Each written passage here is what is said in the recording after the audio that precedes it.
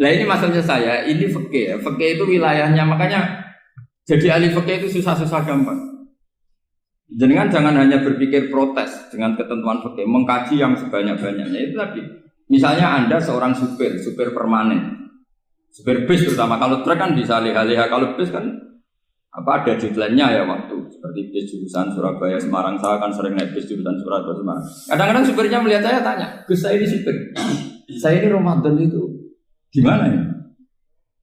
Ya saya sudah ngerti setengah nakal, dan senengnya dijawab rasa poso ya saya tahu ya. Tapi masalahnya secara fikih kalau kamu mengatakan kamu harus puasa terus, kamu melanggar konstitusi ilmu. Memang musafir punya diskon? Boleh? Tidak puasa. Pertanyaannya, bayarnya kapan? Nung Sawal ya nyupir lagi, Zulqa'dah nyupir lagi, nanti sampai Ramadan ya.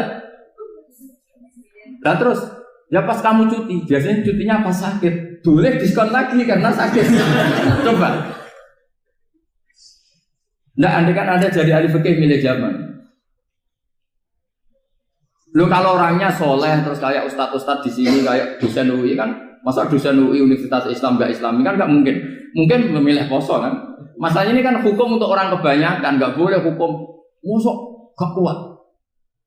Sahur jam 3:30, ngombe vitamin pokoknya harus kuat. Itu udah hukum, itu saran. Hukum itu beda dengan saran. Hukum itu hanya berbicara musafir itu boleh store. Kalau saran memang boleh, ya usahakan kamu makan 3:30 pas fit, bir. Terus kalau nyumpir selesai jam 10 nanti istirahat. Memangnya majikan bisa ngatur jamnya? Itu fikih. Maka menjadi perdebatan yang namanya pergi itu apa? Menurut Imam Syafi'i pergi itu ya dari rumahnya ke tempat yang asing yang tidak wilayahnya namanya pergi. Menurut Imam Ahmad bin Hanbal enggak. Pergi itu tidak kerja. Jadi orang yang supir yang seperti itu namanya tidak pergi tapi kerja. Tanyakan ke publik, misalnya jenengan ke UI, istri kamu atau suami kamu ditanya, istri kamu kemana? Kira-kira jawabnya bilang pergi jalan-jalan apa bilang kerja? Kerja. Makanya kata Imam Ahmad bin Hanbal, mudi mustafar atau orang yang berprofesi, yang profesinya memang harus pergi, kayak traveling atau supir, maka itu namanya tidak pergi, namanya itu kerja.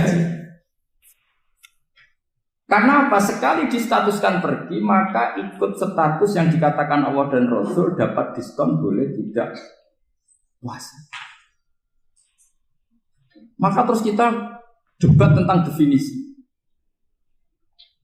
Nah definisi ini penting karena yang menjadikan hukum rubah itu definisi. Misalnya gini mbak ini ngaji saya. Statusnya kalau pakai status saya ajnabi, orang lain babak ajnabiyah, maka hukumnya saya melihat babak ini haram karena statusnya ajnabi melihat ajnabiyah yang tidak mahram. Tapi kalau di fikih itu ada statusnya. Di antara lelaki boleh muwajahah sama perempuan adalah 1 untuk belajar, 2 untuk muamalah, 3 untuk kesaksian, 4 untuk pengobatan. Itu kan ada pengecualian. Sehingga statusnya sekarang Mbak itu belajar, apa ingin melihat Gus Bah atau Gus Bah itu mengajar atau ingin melihat Mbak? Itu statusnya bisa rubah ya. Makanya kalau sebetulnya kalau kita marung di warung misalnya Padang, kita nggak pilah-pilah, kebetulan pelayannya perempuan itu masih bisa dikhilaf secara fikih. Saya muamalah marung, cuma kebetulan penjaganya. Tapi masalahnya Pak ini punya daftar penjaga yang cantik, itu masalah. Maka pertanyaannya itu marung ke situ demi marung, apa demi melihat? Tidak jawab saja. Demi marung apa demi melihat? Kalau demi marung supaya kenyang, penjaga yang sangar-sangar juga banyak. Akhirnya kalau demi makan, penjaga yang cowok kan banyak. Kalau demi melihat, berarti yang dihitung kan niatnya. Berarti karena muamalah apa karena melihat? Melihat. Itu status. Jadi makanya kalau mudi musafar itu namanya orang pergi atau orang kerja? Orang kerja. Maka menurut pikirannya Imam Ahmad bin Hanbal seperti itu harus puasa. Karena dia adalah pekerja, bukan musafir. Lalu dalam masalah jumlah 3 hari misalnya. Kalau dalam fikih kita, nggak saya kenapa ngomong fikih terus ya, karena banyak yang melupakan fikih. Jenengan pergi haji. Zaman Nabi haji itu jamak dan qashar terus. Padahal hajinya Nabi itu, haji itu minimal kan berapa hari minimal itu? 9, 10, 11, 12. Sebenarnya haji itu minimal hanya 4 hari. Karena 13 Dzulhijjah bisa nafar apa? Awal. Kalau nafar awal berarti nggak ada kewajiban nafar sani. Berarti yang wajib betul kan 9, tanggal 9 wukuf di Arafah, terus 10 biasanya ifadah sama balang jumroh apa? Akobah, terus 12 itu kan sudah boleh cabut karena apa? Nafar apa? Awal. Berarti nggak usah nafar apa? Sani. Berarti hanya berapa? 4. Tapi Nabi haji di Mekah Medina itu sampai 40 hari karena perjalanan. Pertanyaannya ketika Nabi menjamak dan mengqashar itu cara Imam Syafi'i lis safar. Karena Nabi orang Medina datang ke Mekah dengan jarak 460 kilo, maka Nabi boleh jamak dan qashar. Dari pikiran Imam Syafi'i, jamaknya Nabi itu lis safar karena pergi. Cara pikiran Imam Malik enggak, jawabnya Nabi itu lin nusuk. Nabi menjamak sholat itu karena melakukan ibadah haji. Efeknya adalah orang Mekah kalau haji itu cara Imam Malik meskipun jaraknya dekat boleh apa? Boleh apa? Qashar, boleh jamak qashar. Lalu terus ada pertanyaan fikih lagi. Lalu jamak qashar itu karena pergi apa karena masyaqqah? Karena repot. Coba kalau sampean kira-kira jawab. Misalnya kita orang kaya bawa uang 1 miliar naiknya Alphard, ada supirnya, ada ajudannya. Pergi di jarak 100 kilo. Masyaqqahnya kan tidak ada sama sekali, apalagi di tol kebetulan nggak macet. Kira-kira boleh jamak nggak? Boleh Gus karena pergi, tapi kan nggak ada repotnya sama sekali. Dibanding misalnya yang ngebis bawa beras 1 pintal gitu kan, udah gitu suruhan orang lagi kan pusing. Maka fikih ini untuk memberi hukum itu kalau fikih itu menstatuskan dulu. Ini orang boleh jamak itu karena masyaqqah apa karena safar. Lalu kalau setelah karena safar itu karena jaraknya apa tingkat masyaqqahnya. Kalau karena jaraknya ya tidak juga. Tidak juga gini maksudnya. Mungkin Anda tidak pernah terpikir begini. Kalau saya mau ke Jakarta, kemudian sampai Purworejo itu sudah waktu zuhur. Saya boleh nggak zuhur di situ sama saya? Boleh kan? Padahal perjalanan saya belum capek. Hanya nunggu boleh jamak itu setelah kita menempuh jarak itu apa menuju, sedang menuju dan niat.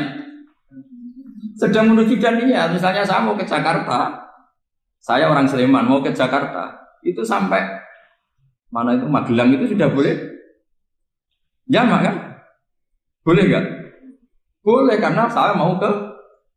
Nah pertanyaan secara fikih mungkin ada terlintas. Ternyata ditelepon sama istrinya nggak jadi pergi. Padahal sholatnya kadung di jamak, zuhur dan asar. Apakah setelah di rumah sholat lagi? Sama nggak pernah mikir gitu. Karena nggak nekuni fikih. Jadi orang fikih itu sudah pusing, makanya jangan diprotes terus. Kita ini sudah pusing, tapi orang itu enak aja protes terus. Nggak menurut jenengan nanti wajib sholat lagi enggak? Dia bolehnya jamak kan berdasar berstatus musafir. Ternyata setelah Magelang ditelepon istrinya nggak jadi. Dia kadung sholat zuhur dan asar. Setelah pulang masih jam 1. Terus ada asar, wah sholat. Kalau menurut Anda sholat lagi apa enggak? Jangan saran. Kalau saran, wah sebaiknya sholat lagi. Itu tidak hukum, itu saran itu namanya. Saran dengan hukum beda.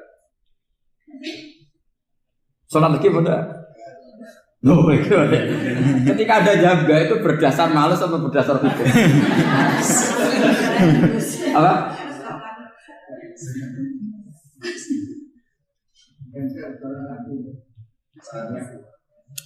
Nah kalau Anda sholat lagi, pertanyaannya gini, Allah itu tidak punya tradisi mewajibkan 2 kali. Pertanyaan fikihnya mesti gitu. Dan saat Anda di Magelang menjamak itu melakukan sesuatu yang disahkan oleh agama. Berarti pas Anda jamak zuhur asar, sesuatu pas melakukan itu kan berstatus sah dan boleh. Meskipun setelah itu ada masalah, istri kamu nelpon terus pulang. Tapi pas itu kan sudah dinyatakan oleh malaikat sah, Anda sudah zuhur dan asar. Kalau melihat itu tidak wajib mengulang. Tapi bisa saja malaikat ada yang usil. itu sah karena Anda berstatus musafir. Berhubung status Anda hilang, maka poin Anda sudah sholat juga hilang. Kamu milih fikih yang mana?